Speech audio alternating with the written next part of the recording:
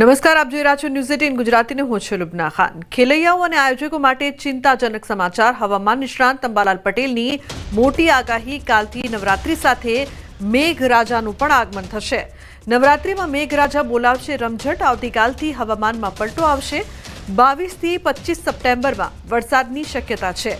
29-30 સપ્ટેમ્બરે અતિ ભારે વરસાદની શક્યતા છે, તો કેટલાક ભાગોમાં અતિ ભારે વરસાદ પડી શકે છે।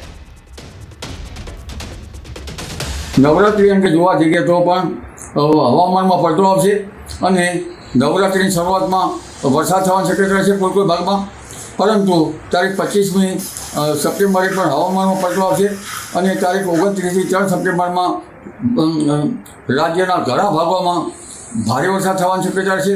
કેટલાક ભાગમાં અતિ ભારે વરસાદ થવાની શક્યતા રહેશે।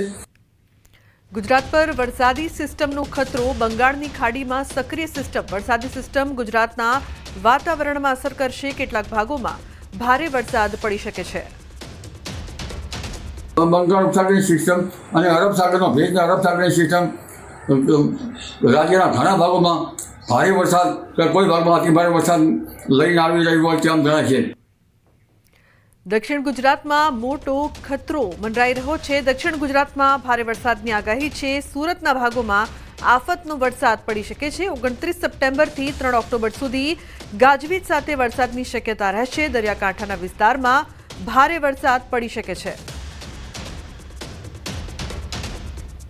દક્ષિણ સૌરાષ્ટ્રના ભાગો, સુરતના ભાગો તેમજ ઉત્તર ગુજરાતના ભાગો, મધ્ય ગુજરાતના ભાગો, પૂર્વ ગુજરાતના ભાગો અને દેશના અધિકતર ભાગોમાં આફતરૂપ વરસાદ થવાની શક્યતા રહેશે અને ગુજરાતના ભાગોમાં પણ લગભગ 29 સપ્ટેમ્બરથી 3 ઓક્ટોબર વચ્ચે ગાજવીજ સાથે કેટલાક ભાગમાં ભારે તો લગભગ દરિયાકિનારાના ભાગોમાં અતિ ભારે વરસાદ થવાની શક્યતા રહેશે।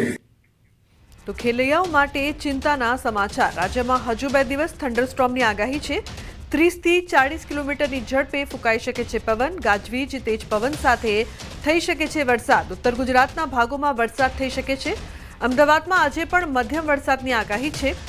આજે સાબરકાંઠા, ગાંધીનગર, અરવલ્લી, ખેડા, આણંદ, પંચમહાલ, દાહોદ, મહીસાગર, વડોદરા, છોટાઉદેપુર, નર્મદા, ભરૂચ, સુરત, તાપી, નવસારી, વલસાડ ઉપરાંત દમણ, દાદરાનગર હવેલી અને સૌરાષ્ટ્રના સુરેન્દ્રનગર, રાજકોટ, જામનગર, પોરબંદર, જૂનાગઢ, અમરેલી, ભાવનગર, મોરબી, દ્વારકા, ગીર સોમનાથ, બોટાદમાં ગાજવીજ સાથે વરસાદ થઈ શકે છે।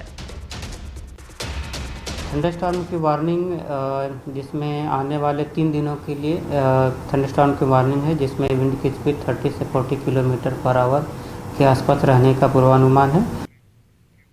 તો સુરતના વેસુ વિસ્તારમાં આગની ઘટના। નવી બની રહેલી હોસ્પિટલમાં આગ લાગતા દોડધામ।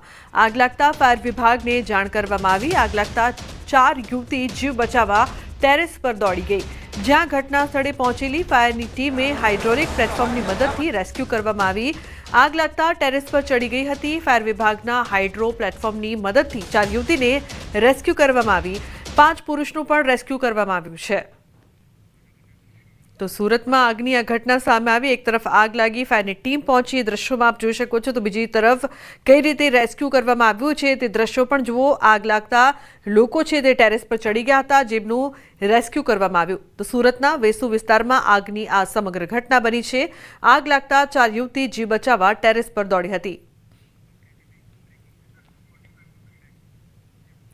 અન્ય સમાચાર મહેસાણાથી। મહેસાણામાં 250 થી વધુ બોગસ લગ્નનો દાવો વરુણ પટેલે પુરાવા સાથે વિજાપુરમાં કર્યો છે। આ દાવો બનાસકાંઠાના ડીસામાં ખોટી નોંધણીનું કૌભાંડનો દાવો।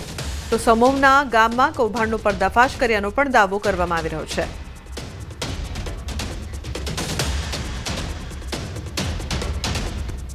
જોગમાયા માતાનું મંદિર 250 કરતા વધારે લગ્નમાં એક જ સ્થળ બતાવવામાં આવ્યું છે, ભગવાનપુરા જોગમાયા માતા મંદિર। આ એના ફોટોગ્રાફ્સ, એ માતાજીના મંદિરના આ ફોટોગ્રાફ છે। આ કોઈ એવું ભવ્ય મંદિર નથી કે અહીંયા 250 લગ્ન થાય। આ એક ખાલી નાનું દેરું છે, આસ્થાનું કેન્દ્ર છે, એની જગ્યાએ 250 લગ્નો બતાવવામાં આવ્યા છે। આ 250 કરતા પણ વધારે લગ્નોમાં તમામે તમામ સાક્ષી એક જ છે।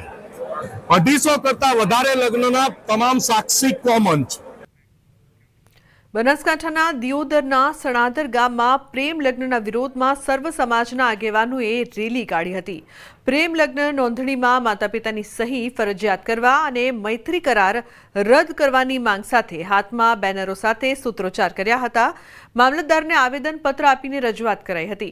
સર્વ સમાજના આગેવાનો 182 ધારાસભ્યોને પત્ર લખશે અને માંગ નહીં સ્વીકારાય તો ગાંધીનગર જઈને ઉગ્ર આંદોલન કરવાની ચીમકી ઉચ્ચારી છે. અને માતા પિતાના જોયેલા સપના કે મારી દીકરી મોટી થઈને અમારા સપનાઓ પૂરા કરશે, એ સપનાઓ રોળાય છે. આ ખૂબ મોટી પીડા છે અને સમગ્ર સમાજની પીડાઓ છે. આજે 18 આલમો સાથે મળી અને અમે લોકોએ આવેદનપત્ર આપ્યું છે અને સરકારશ્રી આ કાયદાની અંદર બદલાવ લાવે અને મૈત્રી કરારને તો સંપૂર્ણ રીતે નાબૂદ કરે કે તાત્કાલિક આ જે પ્રેમ લગ્નના કાયદાની અંદર માતા પિતાની મંજૂરી ફરજિયાત કરે અને જે બીજા કાયદો છે મૈત્રીકરણનો એ તાત્કાલિક રદ કરે એવી અમારી માગણી છે. જે કોઈ પણ છોકરીને 20 વર્ષની મોટી કરીએ અને જ્યારે પોલીસ સ્ટેશનમાં જાય ત્યારે કે હું મારા મા બાપને ઓળખતી નથી, તો આવા કાયદાનો વિરોધ થવો જોઈએ. સરકારે આ કાયદો બદલવો જોઈએ અને કોઈ પણ લગ્ન થાય તો મા બાપની સહી વગર લગ્ન ના થાય એવો કાયદો બદલવા માટેની આજની રેલી હતી.